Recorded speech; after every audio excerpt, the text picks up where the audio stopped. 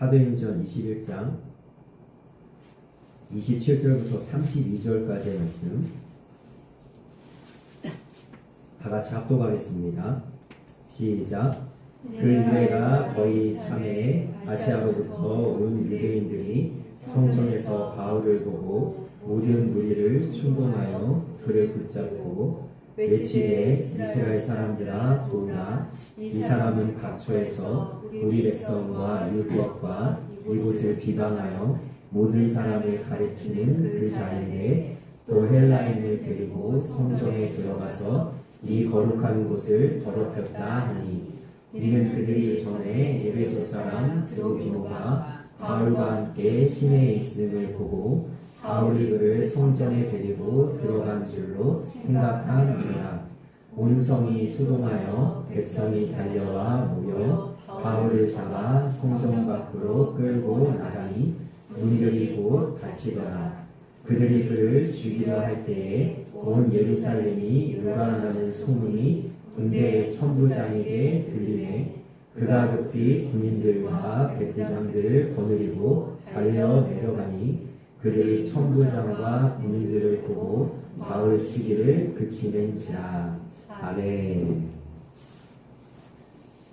스페인 중부 지중해 연안 도시 알리칸테라는 곳이 있는데요.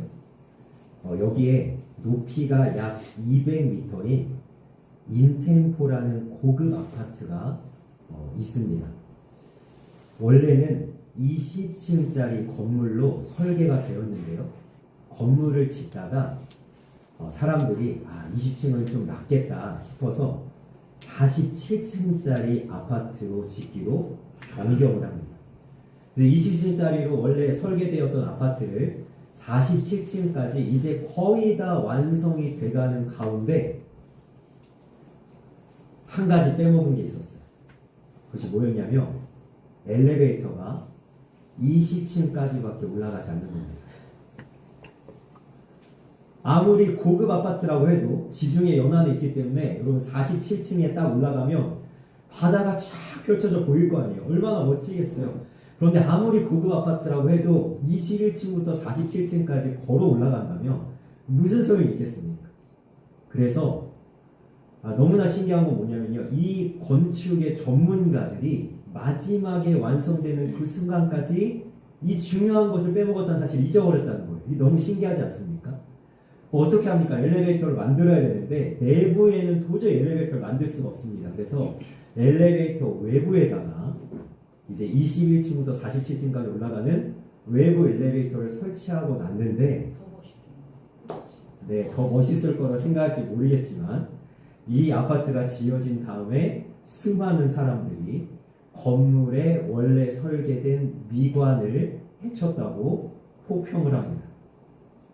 아름답지 않아요. 외부에 흉측스럽게 엘리베이터가 세워집니다. 이 이야기를 들으면서 우리가 한번 생각해 볼 것은 뭐냐면 우리도 우리의 인생에서 혹시나 중요한 것을 빼먹고 그냥 막 가고 있진 않을까.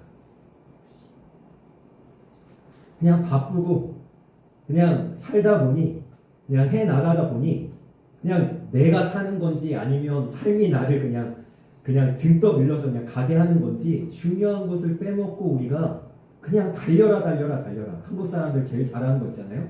빨리 이러고 가고 있진 않을지 돌아볼 필요는 있어요. 여러분 자동차를 타면요. 뒤를 바라보게 하는 그 백밀러라고 하죠. 그 거울은 굉장히 작습니다. 신기한 건요. 이 자동차를 타고 나면 앞을 바라보는 창은요. 엄청나게 크죠. 통창으로 돼서 엄청나게 크죠.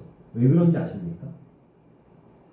우리의 인생에 정말 중요한 건 뒤에 있는 것이 아니라 우리 앞에 있다는 사실이에요. 그런데 우리는 혹시 자꾸만 뒤를 보고 있지는 않습니까? 잊어버려도 되고 놓아버려도 되고 이제는 그냥 떠나버려도 될 만한 것들에 우리가 자꾸 미련을 두고 그 작은 거울을 통해서 그것만 바라보고 있는 모습은 있지 않은지 여러분 창세기 우리 말씀 매일 성경에서 보고 있지 않습니까? 여러분 롯의 아내는 소돔 땅이 멸망할 때에 뒤를 돌아보므로 소금 기둥이 되었더라. 그 소돔성에 살고 있는 그 수많은 사람 중에 유일하게 구원받은 것이 롯의 가족이거든요. 롯과 롯의 아내와 롯의 두 딸만이 구원을 받는데 롯의 아내가 구원을 받는 와중에도 돌아보지 말아야 돼. 중요하지 않은 것을 돌아보다가 그 자리에서 소금 기둥이 되는 거예요. 그럼 우리는 질문을 해봐야 됩니다. 어떤 질문을 해봐야 되냐면 나의 인생에서 정말로 놓지 말아야 될 중요한 것 무엇일까요? 빼먹지 말아야 될 중요한 것 무엇일까요? 저는 오늘 말씀을 통해서 이 한 가지를 말씀드리고 싶습니다. 우리가 절대 놓아버리지 말아야 될 가장 소중한 것, 그것은 뭐냐면 전능하신 하나님을 신뢰하는 믿음이라는 사실이죠. 여러분 다 놓쳐버려도 괜찮습니다. 다 여러분들 잃어버려도 괜찮습니다. 여러분들의 인생에서 무언가 빼먹어도 여러분 별로 중요하지 않을 수 있습니다. 그런데 절대로 놓치지 말아야 될 단 한 가지 있다면 그것은 뭐냐면 전능하신 하나님을 온전히 의지하는 믿음이라는 사실이에요. 여러분 이것을 놓쳐버리면 다 잃어버리는 거예요.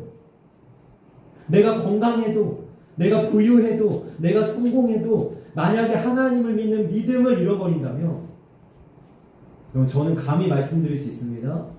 내 인생에서 전부를 잃어버리십니다. 오늘 말씀이 바로 그 이야기를 하고 있거든요.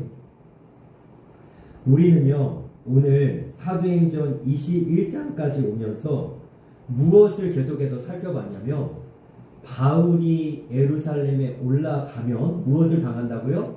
환난과 결박을 당할 거라는 사실을 우리가 계속해서 살펴보았습니다. 그런데 오늘 말씀에 보니까 드디어 바울이 예루살렘에 올라가서 엄청난 환난과 고난을 당하기 시작하는데 오늘 말씀에서 저희가 두 가지 단어를 먼저 집중하려고 하거든요. 먼저 첫 번째는 28절입니다.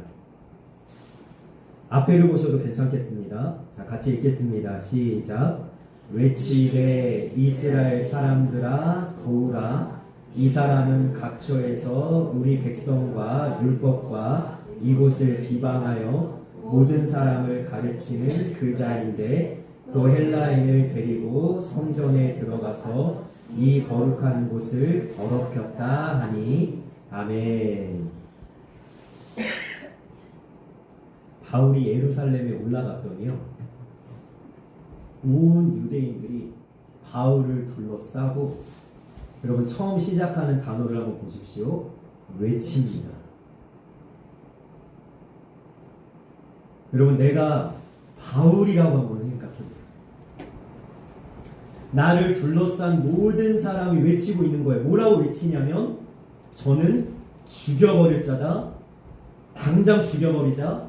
그리고 여기 성경에 표현되지 않았지만 여러분 담을 수 없는 욕설들이 아마 바울의 귀에 들렸을 겁니다.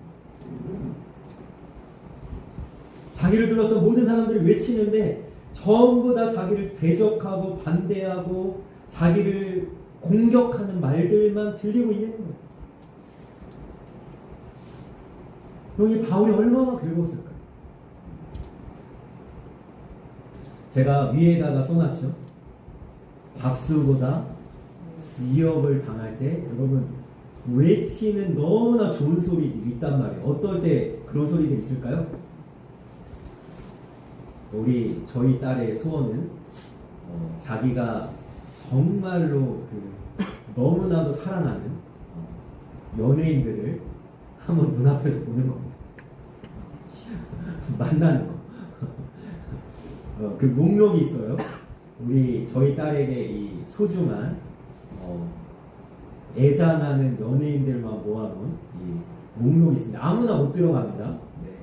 일단 잘생겨야 되고요, 멋있어야 되고요, 성격이 좋아야 되고요, 연기 잘해야 되고요, 몸도 좋아야 되고요. 웬만한 인물은 여기 들어가지 않습니다. 손가락에 꼽히는 저희 딸이 너무나 애잔하는 이제 연예인들이 있는데 이거 보세요. 좋은 외침은 언제냐? 내가 좋아하는 배우, 가수, 막 정말 내가 사랑하는 막 그런 사람들을 향해서 막 사랑해요. 보고 싶었어요. 당신 만나고 싶었어요. 내가 당신을 만나기 위해서 태어났나 봐요. 여러분 이런 외침을 우리가 다 받고 싶지 않으세요? 우리는 외침 속에서 살고 싶단 말이에요. 박수 받고 싶단 말이에요. 가르쳐받고 싶단 말이에요. 인정받고 싶단 말이에요. 하나님이 나를 향해서 칭찬하는 것을 우리는 듣고 싶단 말이에요. 그런데 지금 바울이 당하는 고통은 뭐냐면 자기를 인정하고 칭찬하고 자기에서 박수치는 사람은 아무도 없습니다. 자기 편은 아무도 없어요. 바울 혼자 외로 예루살렘에 올라갔더니 바울을 둘러싸고 죽이려고 하는 사람들만 많습니다. 외치는 소리가 온통 뭐냐면 바울을 죽여라, 너가 죽여라. 우리 예수님께서 십자가를 지기 전에 이 재판의 장면 속에 있지 않습니까? 로마의 총독이었던 빌라도가 묻습니다. 유대의 왕인 이 자를 어떻게 하랴? 내가 너희에게 모아주냐? 빌라도가 이미 재판을 끝냈어요. 뭐라고 끝냈어요? 무죄다. 죄가 없다. 내가 아무리 죄를 찾아봐도 이 사람은 죄인이 아니다. 그런데 군중들이 하나같이 소리를 높여서 예수님을 향해 외칩니다. 저를 십자가에 못 박아라. 저를 십자가에 못 박아라. 여러분 예정된 일이었어요. 계획된 일이었어요. 예수님도 이미 그 일이 벌어질 걸 알고 있었어요. 그럼에도 예수님 마음이 얼마나 괴로웠을까. 그 중에서는요, 예수님이 문둥병을 고쳐준 자도 있었을 거고, 눈 멀었는데 눈을 떠준 자도 있었을 거고, 안진뱅이였는데 일으켜준 자도 있었을 거고. 그런데 그때는 예수님한테 열광했던 사람들, 예수님을 쫓아다니면서 무리를 이뤄서 예수님을 추종했던 사람들이 지금은 하나같이 눈빛과 표정이 돌변해서 예수님을 못 박으라고 외치고 예수님이 얼마나 큰 배신감을 느끼며 얼마나 허탈했을까. 저들을 위해서 내가 그렇게 애쓴 것이 하나도 소용없다고 느꼈어요. 여러분 우리가요 인생을 살다 보면요 우린 잘 살고 싶어요. 고난 없이 살고 싶어요. 어려움 없이 살고 싶어요. 저희 성도님이 어제 저희 사모한테 이제 연락이 왔는데 청소를 얼마나 열심히 하셨던지 청소하다가 TV를 깨셨고 그래서 마음이 너무 상하셔가지고 내가 어쩌다가 TV가 깨졌냐 그래서 여러분 우리의 인생에 이런 일 만나고 싶지 않단 말이에요. 슬픈 일, 아픈 일, 힘든 일, 고통스러운 일 만나고 싶지 않은데 우리가 바울처럼 그런 일을 만나는 순간이 찾아온다는 사실. 세상 모든 것들이 우리를 향해서 외치고 있는 것 같은 때 야 너는 보잘것없어. 너는 별 볼 일 없는 존재야. 네가 과연 무엇을 할 수 있겠어. 너는 아무것도 아니야. 너는 가치도 없어. 의미도 없어. 이렇게 나를 향해서 외치는 것 같을 때 그럼 그럴 때 있잖아. 나에게 징태양난의 여러 가지 어려움들이 생겨나서 나 자신이 내 마음속에서 스스로 외치는 것 같을 때 야, 나는 정말로 초라하고 나는 정말로 별 볼 일 없는 존재구나 라고 내 안에서 스스로 외칠 때 그럼 그것을 벗어날 수 있는 방법은 뭡니까?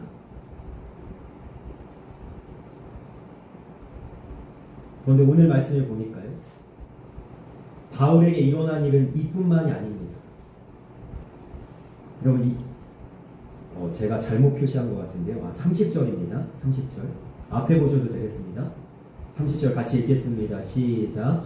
온 성이 소동하여 백성이 달려와 모여 바울을 잡아 성전 밖으로 끌고 나가니 문들이 곧 닫히더라. 그들이 그를 죽이려 할 때에 아멘. 바울 한 사람 때문에요 온 성이 소동했어요.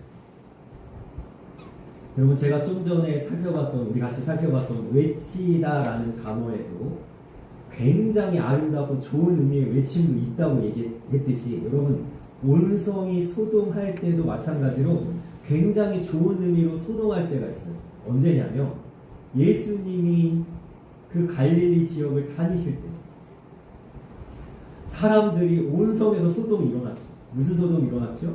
예수님 얼굴 한번 보려고 키 작은 삭개오는요, 그 돌 감람나무에 올라가서 예수님 한번 보려고 막 소동이 일어나잖아요. 막 4만 명, 6만 명, 막 그때 당시에 막 수만 명이 예수님 보려고 쫓아다닐 때, 여러분 이건 좋은 소동이잖아요. 나 때문에. 어느 지역에 연예인 한번 나타났다, 사인회를 한번 한다, 내가 좋아하는 가수가 콘서트를 한다, 여러분 소동이 일어나지 않습니까? 그 넷플릭스 같은 데도 드라마 하나 뜨고 영화 하나 뜨면요, 온 나라가 소동이 일어나잖아요. 우리는 느껴지지 않아요. 눈에 보이지 않지만요, 댓글과 그 열광이 막 전 세계에서 일어나듯이, 여러분 이런 소동은 좋은 소동이지만 지금 바울에게 일어난 소동은 어떤 소동이냐? 여러분 마지막을 보십시오. 그들이 그를 죽이려 하게 돼요. 여러분 여기서 다 표현되지 않지만 지금 바울은요, 두들겨 맞고 있습니다.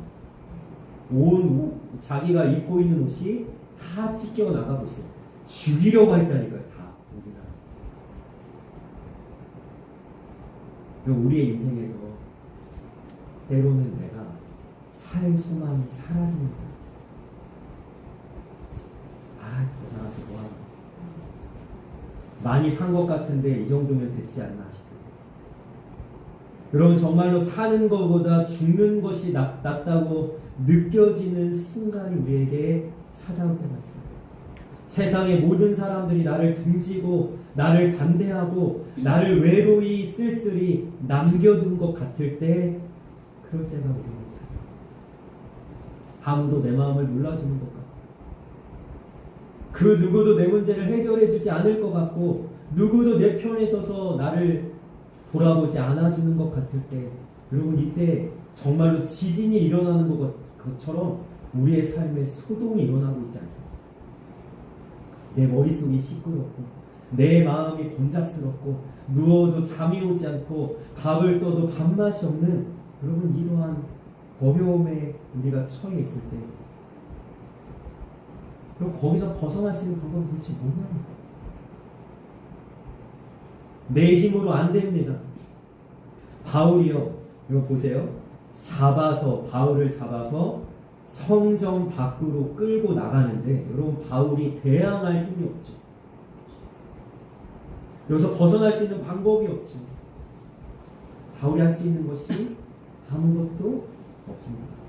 그런데 오늘 말씀에 여러분 바울을 성전 밖으로 끌고 나가는 이 장면은 여러분 뭐와 겹치냐면요, 히브리서 13장 12절 예수님이 끌려 나가시던 그 장면과 겹칩니다. 말씀 한번 읽어볼까요? 시작. 그러므로 예수도 자기 피로써 백성을 거룩하게 하려고 성문 밖에서 고난을 받으셨느니라. 아멘. 예수님을 십자가에 못 박기 위해서 로마 병정들이 예수님을 성문 밖으로 끌고 나가요. 여러분 우리의 인생에서 이러한 위기와 이러한 고난과 이러한 어려움과 이러한 눈물이 찾아왔을 때, 정말로 우리가 할 수 있는 일이 아무것도 없을 때, 우리가 바라봐야 될 것은 뭐라고요? 제가 오늘 말씀 시작하면서 이야기했죠. 우리의 인생에서 가장 중요한 것을 놓치지 말아야 된다. 그것이 뭐라고 말씀드렸습니까? 전능하신 하나님을 의지하는 믿음입니다.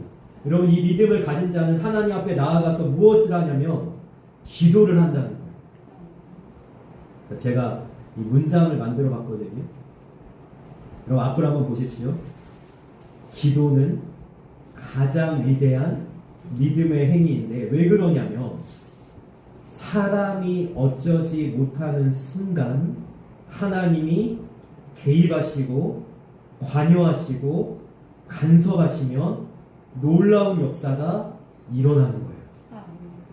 내가 할 수가 없어요. 사람들도 도와줄 수가 없어요. 이 세상에 그 누구도 나를 구원할 수 없고 건질 수가 없어요. 그러나 전능하신 하나님이 내 인생에 찾아오시는 순간, 그래서 이때 당시에 기도는 어떻게 기도하냐면 하나님 속히 오셔서 구원하여 주옵소서. 나를 건져 주옵소서, 나의 인생에 찾아와 주옵소서, 이러한 간절한 기도가 되어지는 거죠. 왜? 나를 구원하실 수 있는 분이 하나님밖에 없기 때문에. 오늘 성경 말씀에 다 나타나지 않았지만 바울은 아마도 하나님께 기도했을 겁니다. 하나님, 나를 죽게 내버려 두실 겁니까? 하나님, 이 사람들의 손에 정말로 나를 넘기실 겁니까? 하나님, 예루살렘을 넘어서 로마도 보아야 된다고 말씀하셨는데 내가 예루살렘에서 이렇게 꼼짝없이 죽게 하나님 버려두실 겁니까? 기도했을 거라는 거죠. 그래서 오늘 말씀의 제목을 제가 이렇게 정했습니다. 하나님의 개입이라는 거죠. 여러분, 우리가 30절까지 읽었을 때는 어떻게 느껴지십니까? 야, 바울이 꼼짝없이 죽었구나. 여러분, 우리도 마찬가지예요. 세상의 모든 것이 우리를 반대하여 대적하여 외치는 것 같을 때, 내 마음에 지진이 일어나는 것 같은, 내 삶이 무너지는 것 같은 소동이 일어날 때에 여러분, 우리가 어떤 결론을 내립니까? 아, 이제 끝인가 보다. 이제 아무 소망이 없는가 보다. 이제 어쩔 수가 없나 보다 라고 하는 순간, 여러분, 하나님이 31절부터 개입을 하십니다. 놀라운 일입니다. 이 개입.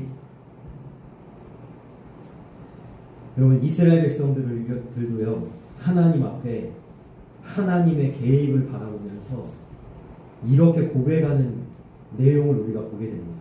시편 124편 1절부터 3절까지 같이 한번 읽어보겠습니다. 시작. 이스라엘은 이제 말하기를 여호와께서 우리 편에 계시지 아니하셨더라면 우리가 어떻게 하였으랴. 사람들이 우리를 치러 일어날 때에 여호와께서 우리 편에 계시지 아니하셨더라면 그때 그들의 노여움이 우리에게 맹렬하여 우리를 산채로 삼켰을 것이며. 아멘. 이스라엘처럼 하나님의 구원과 개입을 경험한 민족이 없습니다. 여러분, 이스라엘은요, 주전 586년에 바벨론에 의해서 나라가 망하고요, 2000년 동안 나라가 없었어요. 얼마나 혹독한 고난과 환난과 어려움 속에 로마 제국의 압제도 당하고요, 그 다음에 제2차 세계대전에는 수많은 유대인들이 죽임을 학살당하는 그 고통 속에 여러분, 1948년 2차 세계대전이 끝나고 나서 이스라엘이 나라를 되찾습니다. 여러분, 이스라엘이 이렇게 하나님께 고백하는 거예요. 만약에 하나님이 우리 편에 계시지 아니하셨더라면 우리가 어떻게 되겠습니까? 여러분, 이스라엘이 지금도 유지되고 유대인들이 지금도 생존하는 이유는 뭐냐면, 특별히 유대인들 중에 미국에 있는 유대인들은 가장 유력한 자들이에요. 미국에 있는 불을 움켜쥐고 있는 자들. 여러분, 유대인들이 어떻게 이런 위치에 있을 수 있었냐? 하나님이 이스라엘에 개입하셨기 때문에, 하나님이 이스라엘 편에 서 계셨기 때문이에요. 여러분, 그렇다면요, 우리에게도 마찬가지입니다. 우리의 인생이 무너지는 것 같고, 우리가 고난 중에 있는 것 같고, 기도해도 하나님이 일하시지 않는 것 같을 때라도 하나님이 만약에 이스라엘이 한 것처럼 우리에게 개입하신다면, 여러분, 우리에게 놀라운 하나님의 구원의 역사가 펼쳐지는 줄 믿습니다. 그래서 이스라엘처럼 우리가 이렇게 고백할 수 있었으면 좋겠어요. 여호와께서 우리 편에 계시지 아니하셨더라면 그때의 그들의 노여움이 우리에게 맹렬하여 우리를 산채로 삼켰을 것이며. 여러분, 이 고백은 역설적으로 어떤 고백입니까? 우리가 삼켜지지 않았고, 우리는 죽지 않았고, 우리는 망하지 않았고, 우리는 버림받지 않았다. 하나님께서 우리를 구원하셨다는 고백이죠. 여러분, 31절부터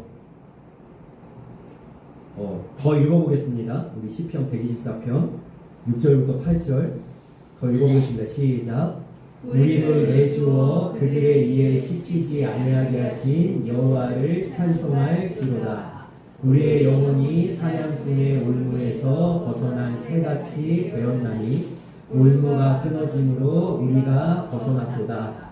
우리의 도움은 천지를 지으신 여호와의 이름에 있도다. 아멘. 여러분, 우리는 하나님의 개입으로 벗어날 수 있고 하나님의 도움으로 결국에는 죽지 않고 살 수 있다는 사실입니다.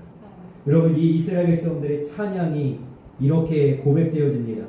그들의 이에 씹히지 아니하게 하시. 그야말로 바울을 유대인들이 자기 이빨로 씹어 먹듯이 달려드는데, 그럼 바울이 하나님의 개입과 구원하심을 경험하고 아마 바울도 이렇게 고백했을 거예요. 그들의 이에 씹히지 아니하게 하시라. 여러분, 31절부터 보면요, 제가 하나님의 개입에 대해서 좀 사전을 살펴봤습니다. 여러분, 이 개입이란 단어는요,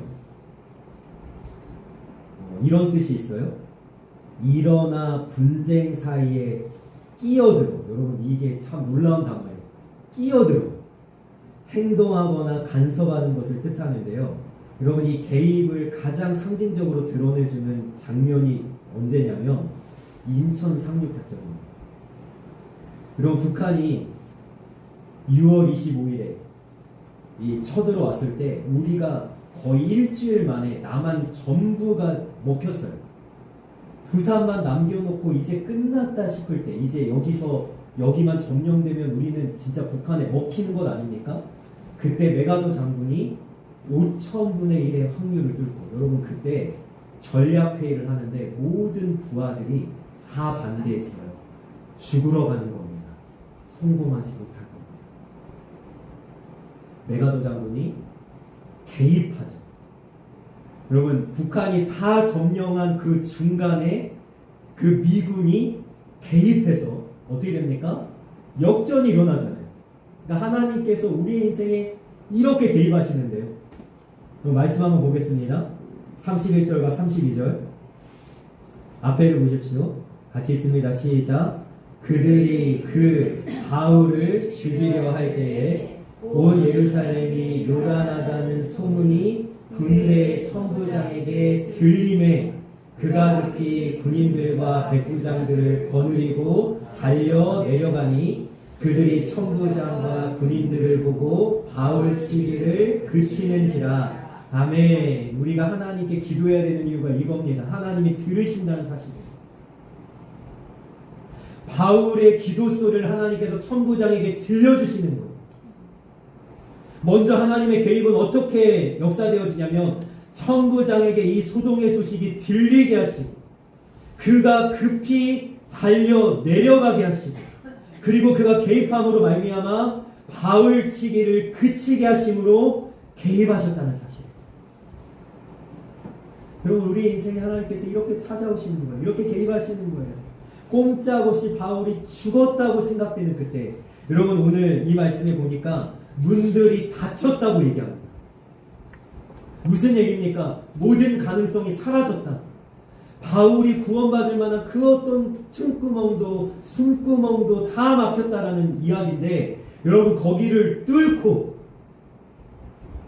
나의 절망을 뚫고 나의 낙심을 뚫고 나의 실망을 뚫고 하나님께서 역사하실 수 있다는 사실입니다.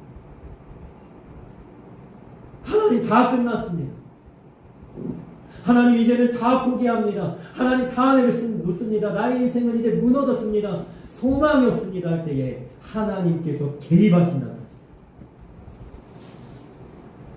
여러분, 이 하나님의 개입은 놀라운데요. 왜 놀랍냐면요, 우리는요 그냥 하나님이 조금 일해주시나 보다, 하나님이 조금 뭐 해주시나 보다 이 정도로 생각할지 모르지만, 여러분, 하나님의 개입은 시공간을 초월하는 개입이에요. 우리는요 이 시공간을 초월한다고 그러면 감이 안 오시죠? 여러분, 하나님이 시공간을 초월하신 이유는 뭐죠? 하나님이 시공간을 창조하셨기 때문에 하나님은 그 위에 계십니다. 여러분, 창세기 1장 1절 말씀, 태초에 하나님이 천지를 창조하시니라. 하나님이 두 가지를 창조하셨어요. 태초라는 시간과 천지라는 공간을 창조하셨습니다. 우리 인간은 그 시공간에 묶여서 살아갈 수밖에 없습니다. 우리는 한계를 가진 존재인데 하나님은 시간을 창조하시고 공간을 창조하신 분이기 때문에 시공간을 초월하여 역사하십니다. 얼마나 놀라울까요? 이 개입이. 여러분 이스라엘 백성들이 홍해 앞에 서 있을 때에 앞에는 홍해가 있어서 도망갈 수 없고 뒤에는 바로의 군대가 쫓아옵니다. 하나님이 개입하시죠. 어떻게 개입하시죠? 홍해를 갈라서 마른 땅을 건너게 하시죠. 여러분 다니엘이 30일 동안 왕이 아닌 신에게 기도하면 사자굴에 던져질 거라는 왕의 조서가 내려오는데 그럼에도 불구하고 하나님께 기도하다가 사자굴에 던져집니다. 여러분 죽어야 되는데 하나님이 개입하시죠. 뭐라고 이야기합니까? 천사를 보내어 사자들의 입을 막으심으로 나로 사자들의 이에 씹히지 않게 하셨습니다.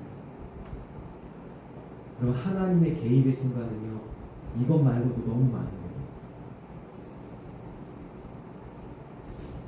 여러분 하나님께서 들리게 하시고 급히 달려 내려가게 하시고 바울치기를 그치게 하십니다. 여러분 저는 이 말씀을 선포하면서 소망합니다. 우리 성도님들에게 이런 하나님의 놀라운 은혜의 역사가 펼쳐지기를 주님의 이름으로 축복합니다. 여러분 어제까지 내가 울고 있었을지라도 오늘 하나님이 그 슬픔을 기쁨으로 바꿔주시기 원합니다. 어제까지 내가 내 인생이 무너졌다 뒤를 돌아보면서 실망과 낙심만 되어졌을지라도 오늘 그 절망이 소망으로 바뀌는 놀라운 하나님의 은혜가 넘치기를 축복합니다. 하나님께서 우리 인생에 그렇게 개입하십니다. 그러니까 우리는요 하나님 때문에 기쁘고요, 하나님 때문에 좋고요, 하나님 때문에 우리는요 소망이 생기는 거예요. 여러분 오늘 이 하나님의 개입이 가장 놀랍게 나타난 장면이 있는데요, 사무엘상 23장입니다. 좀 깁니다. 그래도 한번 같이 읽어봅시다. 시작. 사울이 산 이쪽으로 가매 다윗과 그의 사람들은 산 저쪽으로 가며 다윗이 사울을 두려워하며 급히 피하려 하였으니 이는 사울과 그의 사람들이 다윗과 그의 사람들을 에워싸고 잡으려 함이었더라. 전령이 사울에게 와서 이르되 급히 오소서, 블레셋 사람들이 땅을 침노하나이다. 이에 사울이 다윗 쫓기를 그치고 돌아와 블레셋 사람들을 치러 갔으므로 그것을 셀라하마 느곳이라 칭하리라. 아멘. 여러분 제가 색깔로 표시한 대로 보세요. 에워싸고 잡으려 하는데 여러분 사울이 군사 3,000명을 데리고 다윗을 에워싼 겁니다. 여러분 위에 제가 글 이렇게 해놨죠. 꼼짝없이 죽게 생긴 거예요. 진짜 말 그대로. 그런데 하나님이 개입하시죠. 어떻게 개입하시죠? 블레셋이 쳐들어오게 하세요. 다윗 뒤쪽 길을 그치고 사울이 블레셋과 싸우러 가니 여러분 이것이 하나님의 놀라운 구원입니다.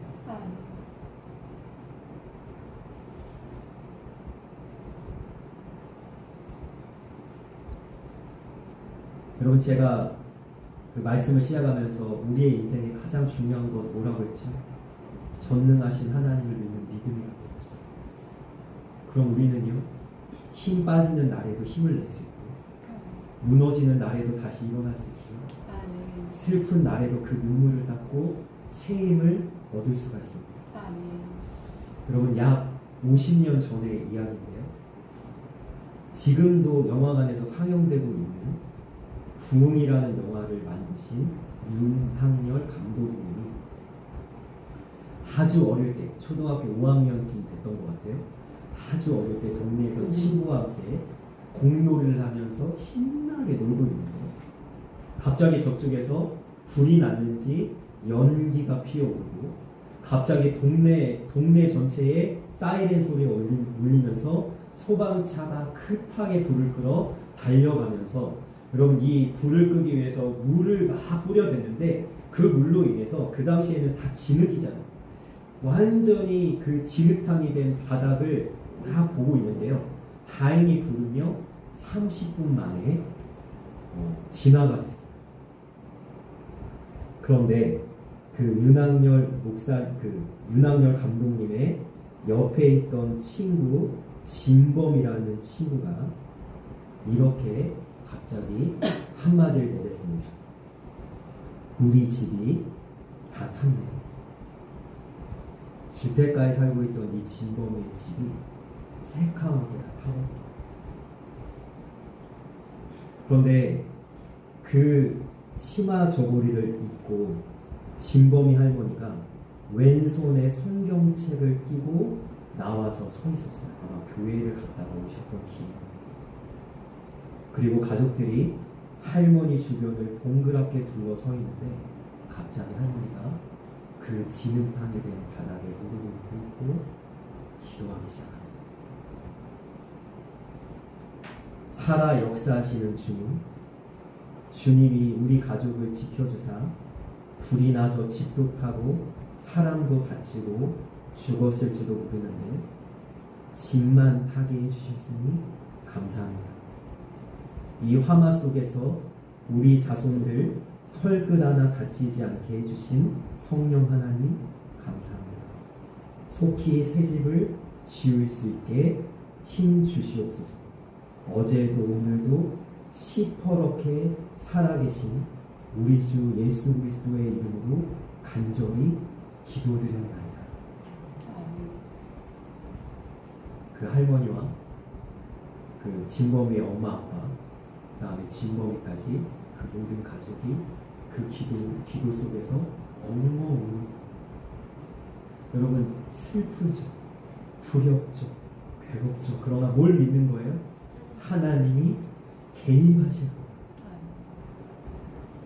불타버린 집 위에서도 하나님은 다시 집을 세우실 거고, 무너져 내린 나의 삶 속에도 하나님은 역사하셔서 우리를 구원하실 거고, 다시 앞으로 나아갈 힘을 주실 거고, 살아낼 용기를 주실 거고, 우리를 이렇게 망하게 두지 않으실 거라는 믿음이 이 할머니를 기도하게 하실 거고.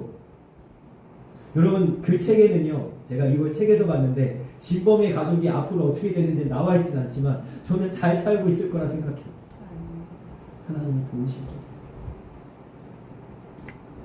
하나님은요, 우리의 인생을 세밀하게 봐주시고요, 우리를 사랑하셔서 우리를 보살피시고 우리를 지키시는 하나님입니다.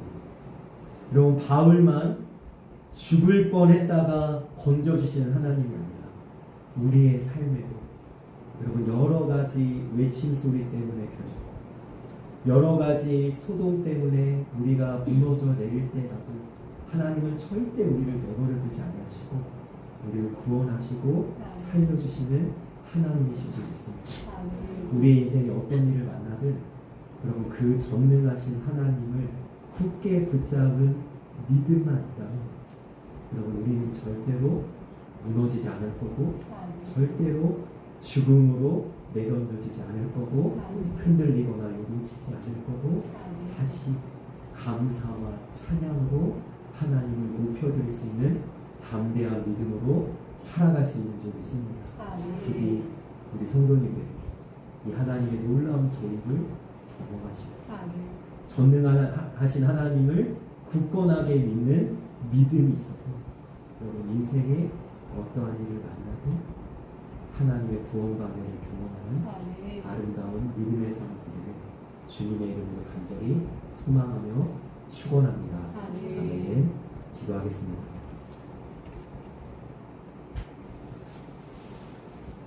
사랑의 아버지, 우리가 어쩌지 못하는 인생의 문제를 맞닥뜨릴 때가 있습니다. 바울이 잡혀서 끌려가서 성문 밖으로 내던져서 죽을 뻔한 순간이 있는 거죠.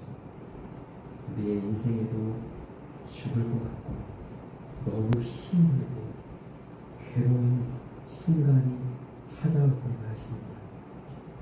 하나님, 그럼에도 불구하고 하나님께서는 바울의 이 상황에 개입하셔서 천부장에게 이 소식이 들리게 하시고 그가 급히 달려 내려가게 하시고 결국에는 바울치기를 그치게 하신 그 하나님이 우리의 인생에도 찾아오셔서 우리를 구원하시고 건져주시는 줄 믿습니다. 하나님께서 우리의 기도 소리를 듣고 계신 줄 믿습니다. 하나님, 그 전능하신 하나님을 믿는 믿음을 우리에게 주시고 그 믿음으로 말미암아 다시 일어나게 하시고 다시 나아가게 하시고 힘있게 이 세상을 이겨나가는 믿음의 사람들이 다 되어지게 하여 주옵소서. 하나님 개입하여 주옵소서. 우리의 인생에 찾아와 주옵소서. 속히 오사 우리를 구원해 주옵소서. 하나님의 놀라운 구원과 은혜를 우리가 경험할 수 있도록 우리의 삶을 붙잡아 주시고 우리를 인도하여 주옵소서.